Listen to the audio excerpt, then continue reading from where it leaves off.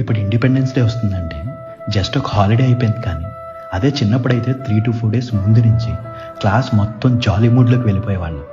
పెద్ద పని ఏంటంటే క్లాస్ని డెకరేట్ చేసుకోవడం. క్లాస్ మొత్తం డబ్బులు పోగు చేసుకుని కలర్ రిబ్బన్స్, ఫ్లాగ్స్తో క్లాస్ అంతా డెకరేట్ చేసేవాళ్ళం. టీచర్స్ ఎవరు కూడా క్లాసెస్కి వచ్చేవాళ్ళు కాదు.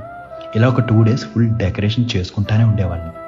కింద మీద పడి ఎలాగో కంప్లీట్ చేసి క్లాస్ టీచర్ని పిలిచి చూపించడం, ఆవిడిచ్చే కాంప్లిమెంట్స్కి మురిసిపోవడం భలేగా ఉండేది.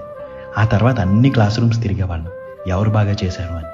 ఇంకా August 15th రోజు పొద్దున్నే లేచి వైట్ డ్రెస్ వేసుకుని షర్ట్కి మన ఫ్లాగ్ పిన్ చేసుకుని స్కూల్కి వెళ్ళేవాళ్ళం.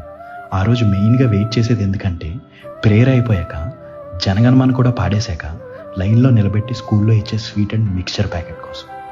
ఆ ఐటమ్స్ తింటూ ఫ్రెండ్స్ అందరితో కబుర్లు చెప్పుకుంటూ అలా ఒక 1 hour గడిపేసి ఎవరింటికి వాళ్ళు వెళ్ళిపోయేవాళ్ళం.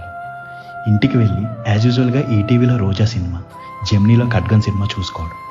ఎవ్రీ ఇయర్ అవే సినిమాలు రిపీట్లో వేసేవాళ్ళు, అయినా చూసేయడమే. అవన్నీ తలుచుకుంటుంటే భలేగా అనిపిస్తుంది నాకైతే. మీరేమంటారు? మీరు ఇలాగే చేసేవారా? చేస్తే కామెంట్స్లో మీ మెమరీస్ అన్నీ షేర్ చేసుకోండి. ఉంటా అండి. ఇట్లు మీరు ఎలాగ మోయ.